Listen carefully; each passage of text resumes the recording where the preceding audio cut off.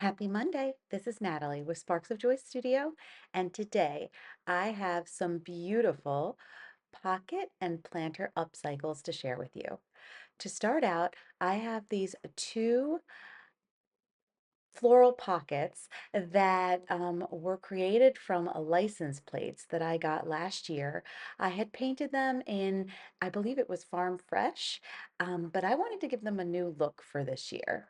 We're going to start out by painting the fronts of both pockets in the color Sterling by Fusion.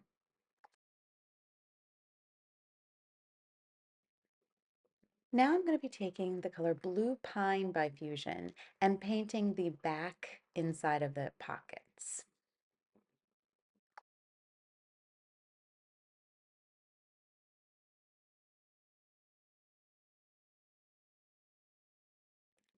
Here's a quick comparison of the new color and then the color that was on them before.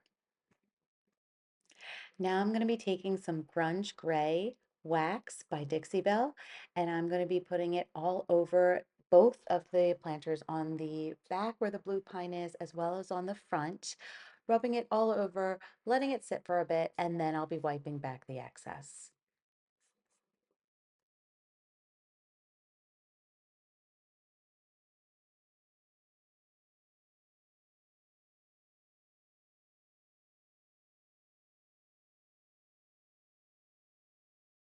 Again, here's a comparison of before and after the Grunge Gray.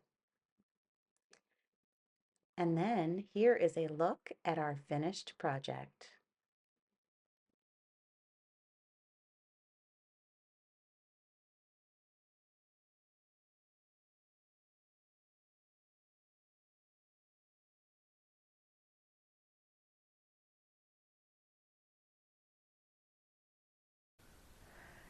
Here is another item that I thrifted. It was originally $6.96 and it was one of the color tags on sale the day that I went. So it was 35% off, so I got it for $4.52. And we're gonna start by painting it in cast iron. This is a perfect example of a project that had me change my mind about 30 times over the course of a couple months. That last clip you saw was from the beginning of January when I first started my channel and started thrifting. I did start painting this with cast iron by Fusion, but you'll see very quickly that it took a lot of turns over the last couple months. I had since painted it in that salt washed white that we did a few weeks back, and now I'm trying to find a way to hide those embellishments that are on the front. I decided to take out this mold. This is the Juliet mold by IOD, and I only want to use a part of it. So I'm taking my hot glue and I'm kind of closing off parts of the mold where I do not want the resin to get. So once I finish that up, I'm going to mix up my resin and pour it just so that it hits the mold that I would like. You'll see as I'm pouring the mold, the resin does not go past where that hot glue is. And once it's done, I will be able to pull off the hot glue pieces from the resin mold.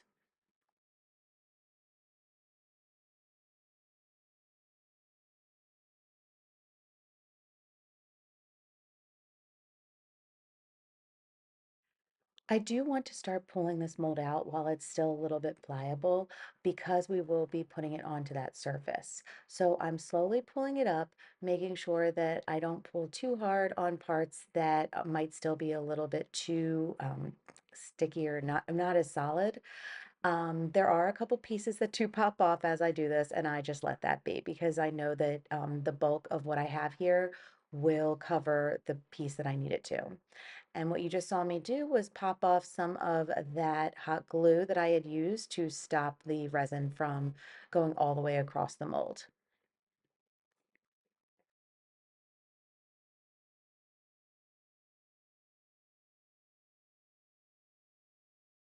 Now I'm finding the best way to position this mold on the planter so that I can cover up that front design. Once I find the perfect position, I go ahead and take some of my Titebond wood glue and I cover it, rub it all on so that it lays nice and flat, and I paste it right onto that part of the planter.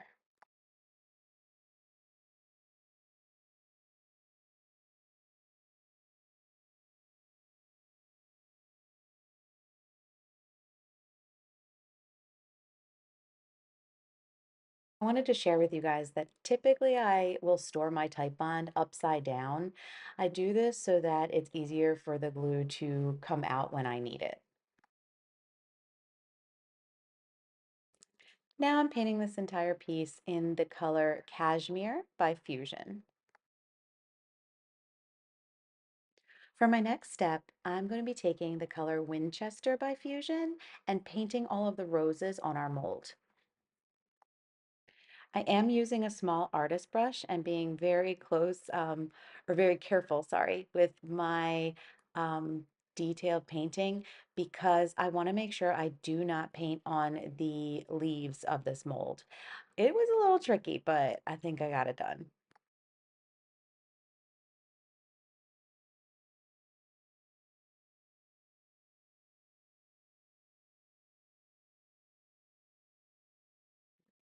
Now I'm going to be taking Bayberry by Fusion and painting all those leaves and vines.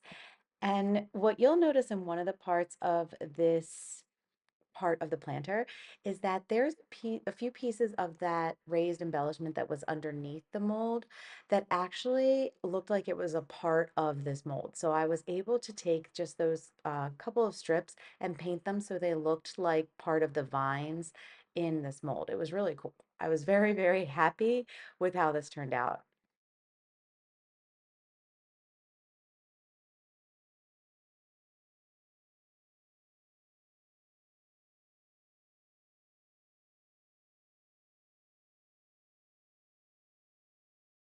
Once everything was painted and dry, I came back in with some white wax. This is white wax by DIY, and I'm going to be covering the entire mold in the white wax, allowing it to sit for a bit and then wiping back the excess.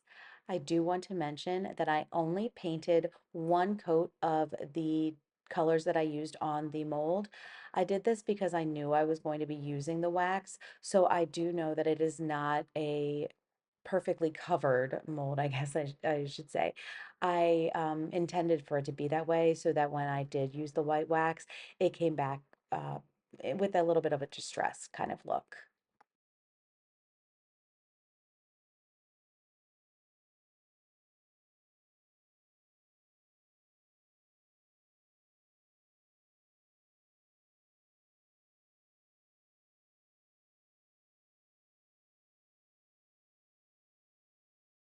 For our next projects, we have these two planters. One was part of a fairy garden gift that my daughter had from a few years ago, and the other one was just a planter that I gotten from Dollar Tree probably about 2 years ago when I first started crafting. And I'm going to be putting feet on both of the planters using those spools that I told you I bought in a huge bulk pack. I do have a link to that in the description box. It is a pack that I had gotten off Amazon. I noticed that I had forgotten to take off the sticker that was on the bottom of one of the planters, so I'm just coming in with some 80 grit sandpaper and trying to rub off as much of it as I can. I had started painting this planter in Laurentien by Fusion, but I decided that I wanted to go a different way. As I was painting, I remembered and saw that there was that text on this planter. This is that one from the Dollar Tree. It says Fleur and Jardin. I wanted to cover that up so it didn't have that more obvious popularized look on it. So I stopped painting, let this dry, and got out my molds. I'm going to be using a mold from, well, here's the first mold. This is one of the redesigned by Prima molds of that pig. And then I'm going to be using one of the ones from IOD.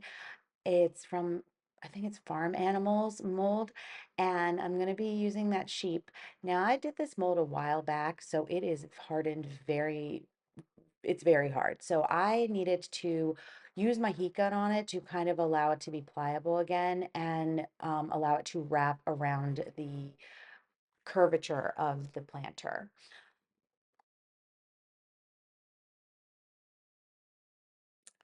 Once it was pliable enough, I put my Titebond on it and then I wrap it onto the planter. And then just as you saw on the other side with the pig, I'm going to be using some clamps to hold it in place until it hardens and dries.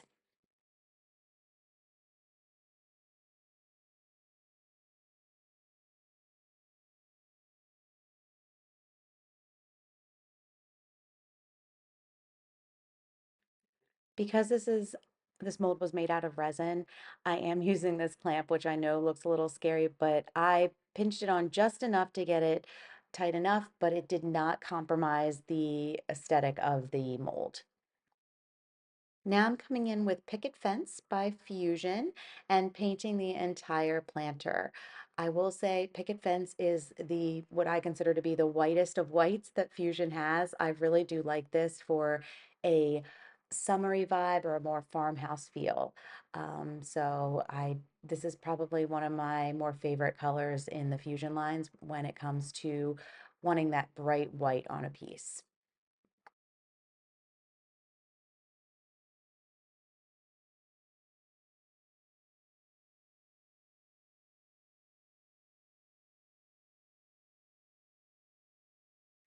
And I forgot to get a clip of the rest of this, but once this was painted with two coats of the picket fence, I let that dry thoroughly, and then I came in with some antiquing glaze, which is also by Fusion, and I cover the entire piece with that antiquing glaze and then wipe back the excess.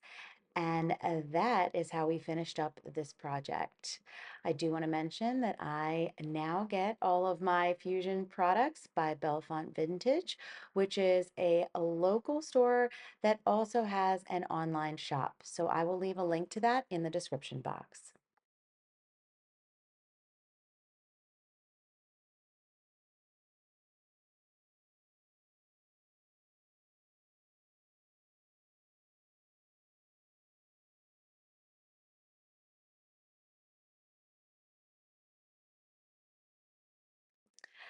This is the second planter. This is the one that came from my daughter's fairy garden set. I am actually putting these beads that I had thrifted. I got this entire pack for $1.43. It looks like that price tag says $2.92, and typically I will only get this stuff when it's 50% off. I am putting these on the bottom as the feet. I think I might have told you it was the spools. I just realized now that that is not accurate. So here we are putting those spools using some Titebond onto the bottom, and I'm going to let that dry, putting some heavy weight on it so that they stick before we move on to the next step.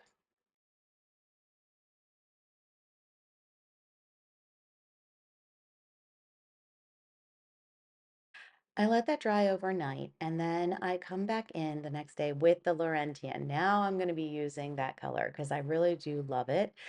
It is a very springy green. It is the same one I used in the spools, not the spools, I'm sorry, in the rolling pin that you saw over the weekend. And it gave me this idea to kind of create something that could be used and styled with that rolling pin. So I'm going to be painting just the planter inside and out in the Laurentien.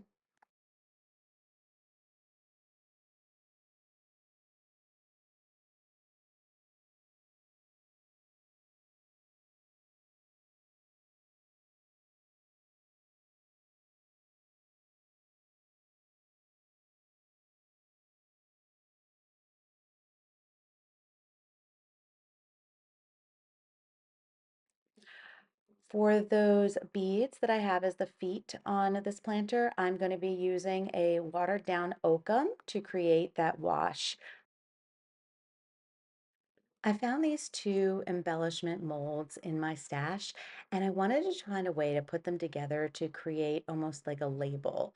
So I'm going to be hot gluing both pieces onto this drop cloth scrap that I have. This embellishment comes from the Olive Crest Mold by IOD. As you see, I'm going to be hot gluing it onto the top and then trimming the drop cloth so it looks like it's just part of the middle of the label that I'm going to create.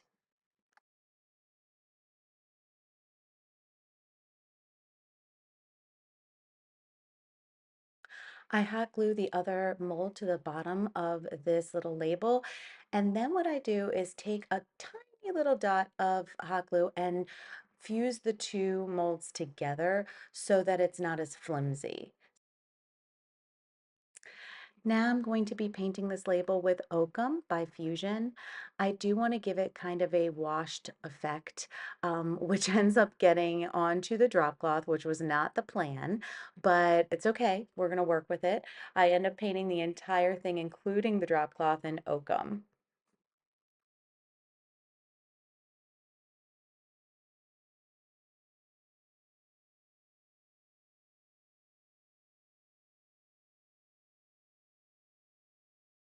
Now I'm coming back in with Crinoline by DIY and painting just the drop cloth part of the label.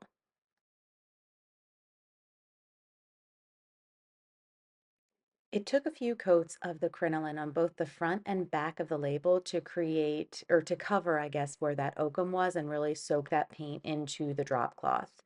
But once that was done and dry, I took this entire label and I used some Type Bond to glue it onto the front of the planter.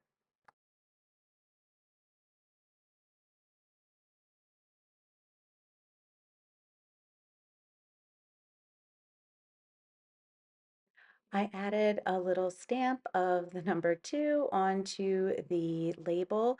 I guess I chose 2 because I thought I liked the number 2, and I thought if I end up using this as a teacher gift, my daughter is in second grade. Um, and once that was done, I did have to spray seal it because the DIY paint needs to be sealed. Here is a look at the finished project.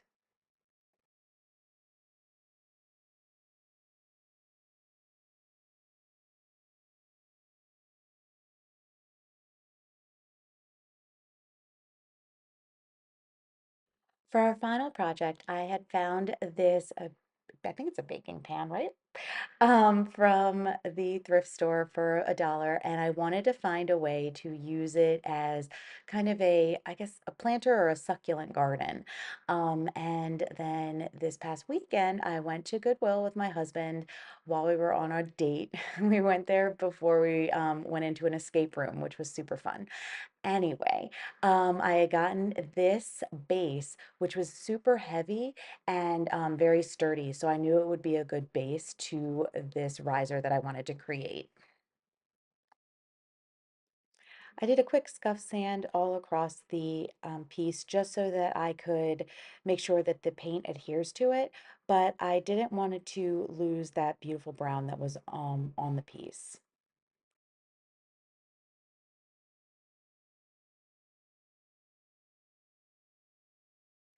Before I got started with painting, I did decide to cover the entire piece with Dark and Decrepit by Liquid Patina. I did this to prevent any bleed through that might have happened because I am using a lighter color paint, but I also wanted to bring back some of the darker color. I didn't realize when I sanded it, it would sand back to such a lighter yellowy wood color.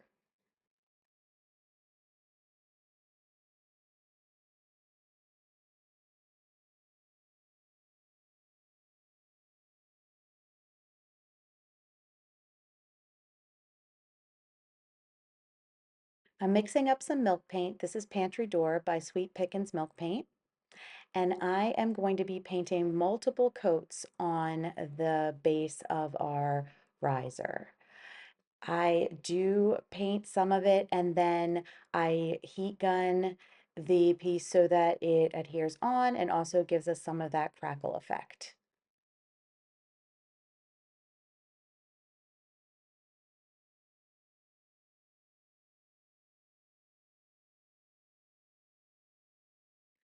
Now I'm going to be taking that piece once it's dry and using some Gorilla Glue and some hot glue to adhere it onto the baking pan that we're going to be using as our succulent garden.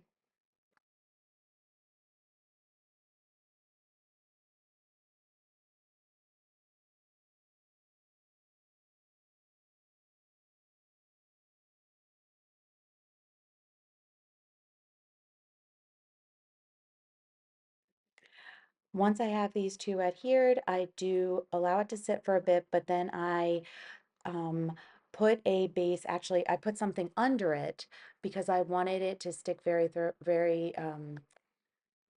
sturdy to that base, and I needed it to I needed to put something underneath it so it wouldn't fall through. So I let that sit overnight, and then I come back in and we are going to create our little succulent garden using some of this super moss that I got off of Amazon, as well as some different little faux succulents.